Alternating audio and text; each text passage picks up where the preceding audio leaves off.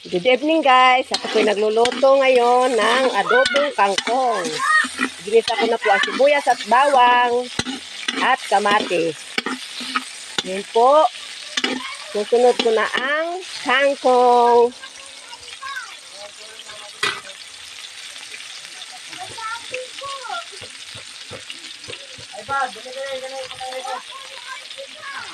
Susunod ko na po ang kangkong. Yan. Medyo madami po lang ang aming ulam ngayon na kangkong kasi alam nyo naman po, madami kaming pamilyang kakain. Kaya talagang parang isang katerbang kangkong ang aking niluluto. Yan, madami. Pero pag iyan po'y naluto na, iyan po ay kaunti na lang. Kaunti na lang yung kangkong. Kasi habang siya naluluto, siya ay nayupi. Ani. Ate pong halu-haluin ng kaunti. Ate pong baliktarin. Atin po siyang babaliktarin para siya po yung aking lulutuin. Lalagyan ko na sariling tubig lang po niya kasi habang naluluto po siya, nagkakaroon po siya ng sarili niyang sabaw. Kaya gusto ko po ay yung konti lang ang sabaw niya. Ayaw ko po ng madami para siya po ay malasa. Tapos, Nini, buksin mo daw ito, Nini. Ha? Buksin mo daw. Tapos, lalagyan ko po siya ng pati tuyo, Nini, buksan. Lalagyan ko po siya ng Lucky Me. Lucky Me. Labuyo. Spicy labuyo beef. Yan. Yan po ilalagay ko dyan. Lalaw ko siya.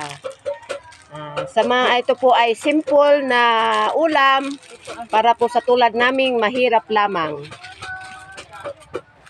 Sa maraming pamilya, di ba ang ibang nagluluto ng kangkong is nilalagyan nila ng mamasitas. Ito po ang sa akin ay kanang experiment. Spicy.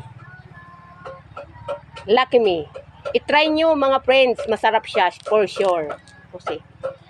Tapos, lalagyan ko na po siya ng tuyo. Yan. Yan pong tuyo niya. Yan. Yan. Dato puti. Sakto lang. Kasi gusto ko po kaunti lang ang tuyo para hindi po siya maalat.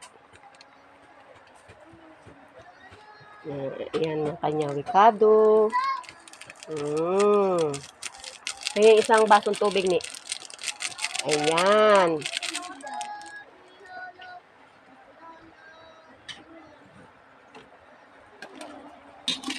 Tapos ating haluin. Ating po siyang babaliktarin. Ayan. Medyo nakuka na po siya. Oh, diba? Ayan.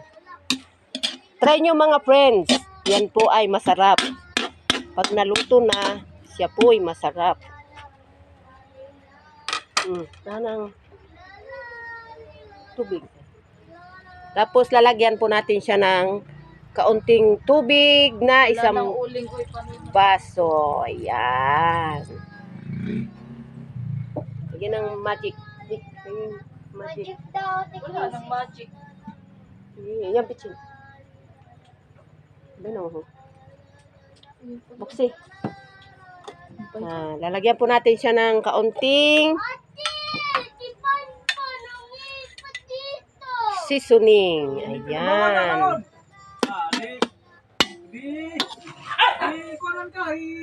Yan po ang ayan, seasoning.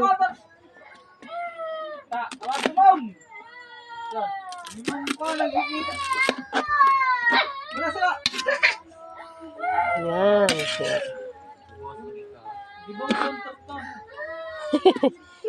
Yan. Yan po yung luto nating Ito po ang luto ng mahirap.